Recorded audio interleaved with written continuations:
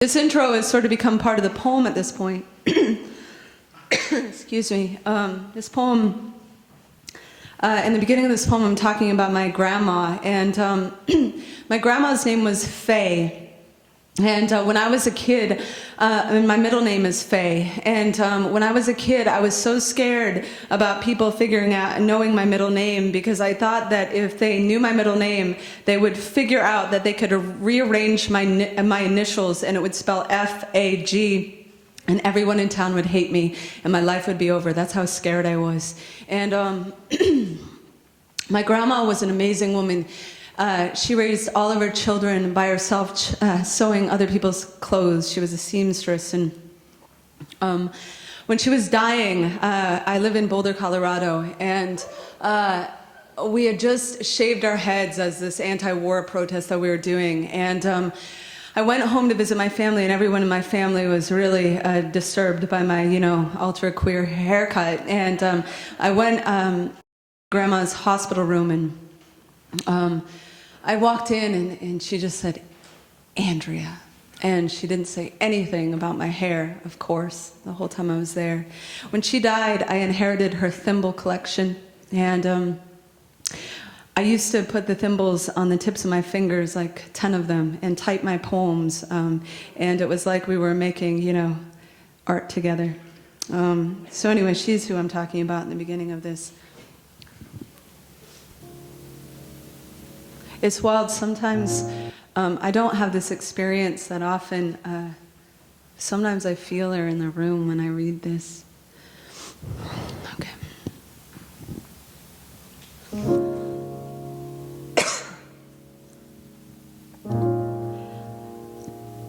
When the flowers were stolen from my uncle's grave, my grandmother drove to our house and collapsed at our door, strangled as an empty Christmas stocking, wailing for her piece of coal.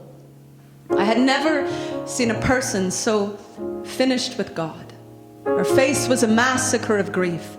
Her cries like shoveled granite chewed her shrilling throat. All that they left was the flag. She kept screaming. I thought her lungs would start bleeding.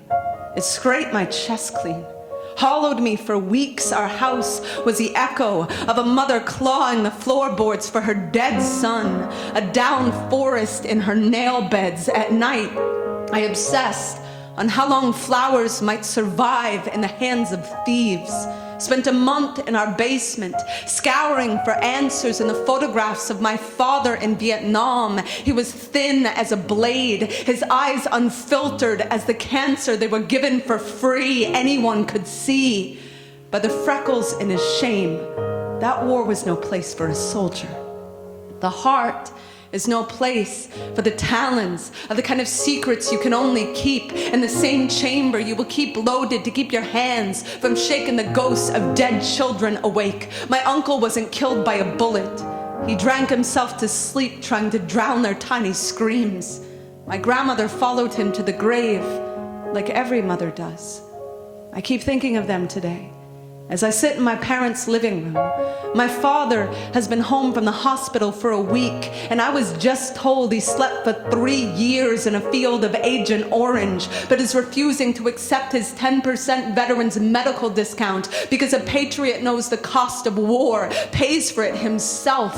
I have written this poem before, but always through a window, never through an open door. I find my mother by the stove, stirring spaghetti sauce from a jar. I have never heard her breathing pull this hard. Earlier in the car, when my father broke down, she turned the radio dial up to save him.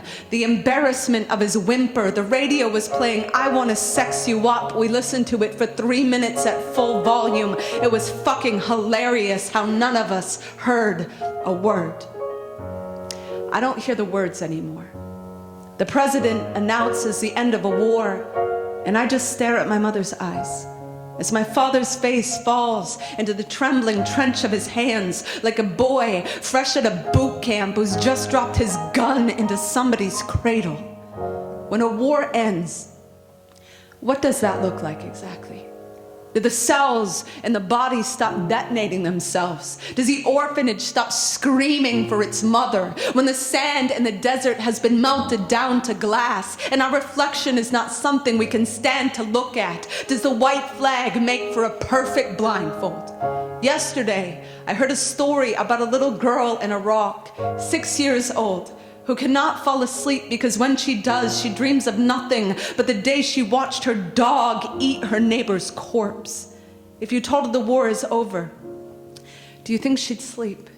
She's seen teeth chew through a rib cage and swallow a heart. And I can buy dog tags at the mall. I can buy camouflage at the Gap. I can stare at the Vietnam Wall and forget it is missing the 2 million names of the 2 million Vietnamese slain. So I can certainly forget that little girl, the dog, the neighbor, and whatever soldiers we choke chain in the opposite direction of God. At 4 a.m., I find my father in the living room, television blinking. The newscaster says the number of U.S. soldiers who were killed this month at war was outdone by the number who came home and committed suicide. Outside, there was a flag waving from our front door. My father picked it out as carefully as he picked out my name. I want to tell him I still build my spine from the clothesline that holds his work shirts, but I know I'd start crying. I am exactly like him. We both have wrinkles around our eyes, 100 years older than our age. We both carry ourselves like an ambulance with someone dead inside, still thinking we might get there in time. I didn't get here in time. This house echoes like an empty canteen. Flowers don't survive long in the hands of thieves. So much is wilting. I look back out the window. My father's flag is aglow in the moonlight. I remember something I was told many years ago. I was told in World War II, 80% of US soldiers could not bring themselves to kill an enemy soldier they found sleeping. Sleeping. I want to ask my father if he thinks that's true, but I know he won't sleep if I do. And he needs to sleep. God knows. We all do.